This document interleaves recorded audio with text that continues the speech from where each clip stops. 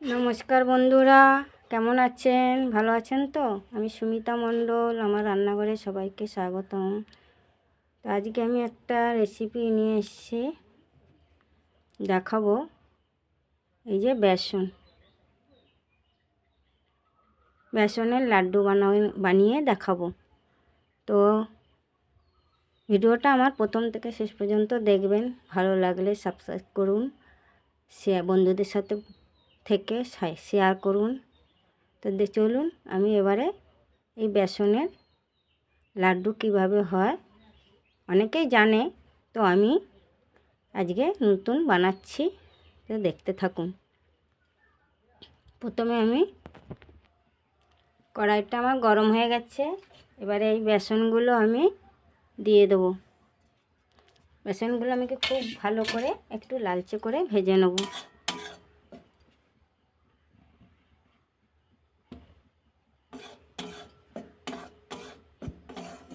বেসনটাকে প্রথমে আমি খুব লাল করে ভেজে নেব।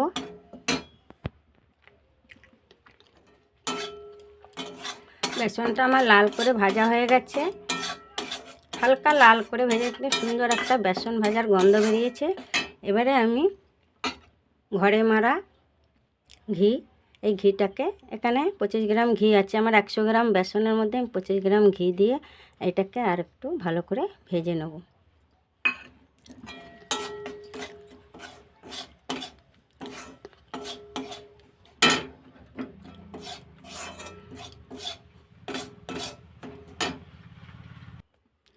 দেখুন আমার ঘি দিয়ে বেসনটা ভালো মতন লাল লাল করে ভাজিয়ে নিয়েছি, এরকম লাল করে।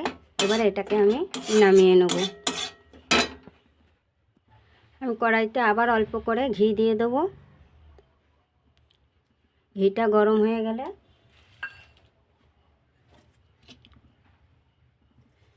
এই যে আমন্ড কিছুটা ম্যাক্স করে নিয়েছে দিয়ে দেবো, আর কিছুটা চিনেবাদাম ম্যাশ করেছি দিয়ে দেবো। দিয়ে এটাকে ঘিয়ে ভালো করে ভেজে নেব। এবারে এর মধ্যে দিয়ে দেবো কিছুটা জোয়ান আর কিছুটা পানমৌরি, এর মধ্যে দিয়ে দেবো। এটাকে ঘিয়ের মধ্যে একটু হালকা করে ভেজে নেব। এটা ভাজা ভাজা হয়ে গেছে, এবার এটাকে নামিয়ে নেব।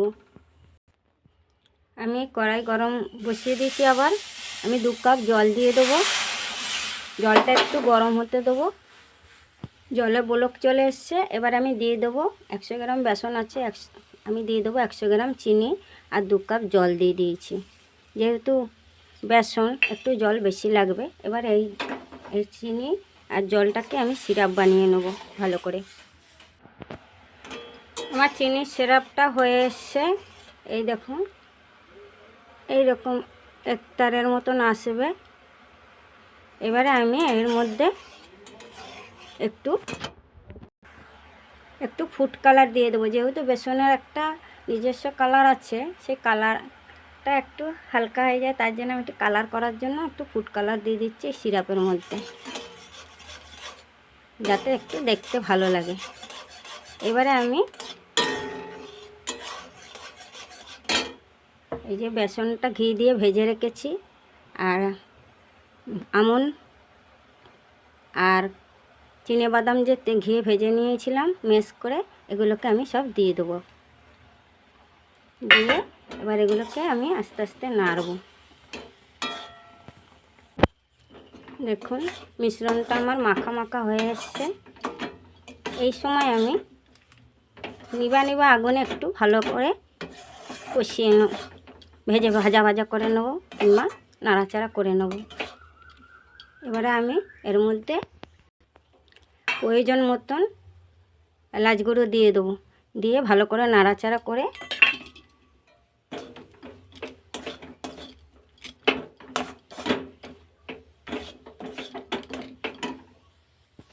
এবারে আমি এখানে আমন্ড চিনেবাদাম দিয়েছি, আমার এটাই ছিল। আপনারা চাইলে কাজু বাদাম অন্য অন্য ড্রাই ফ্রুটও দিতে পারেন। এবার আমার হয়ে গেছে দেখুন। এবারে আমি এটাকে নামিয়ে নেব, নামিয়ে একটু ঠান্ডা করে নেব। আমার ঘি লাড্ডুর যে মিশ্রণটা ঠান্ডা হয়ে গেছে। এবারে আমি এটাকে হাতে একটু তেল মাখিয়ে নেব। নিয়ে এবারে আমি ছোট ছোট করে লাড্ডু বানিয়ে নেব। বেসনের লাড্ডু, ঘি দিয়ে বেসনের লাড্ডু খুব খেতে সুস্বাদু। এই লাড্ডুটা আমার হনুমানজি খেতে খুব ভালোবাসে। আজ মঙ্গলবার, তাই আমি হনুমানজির জন্য বেসনের লাড্ডু বানিয়েছি। এবার এগুলোকে সব আমি এইভাবে গোল গোল করে লাড্ডুর মতন গড়ে নেব। দেখুন কি সুন্দর কালার হয়েছে।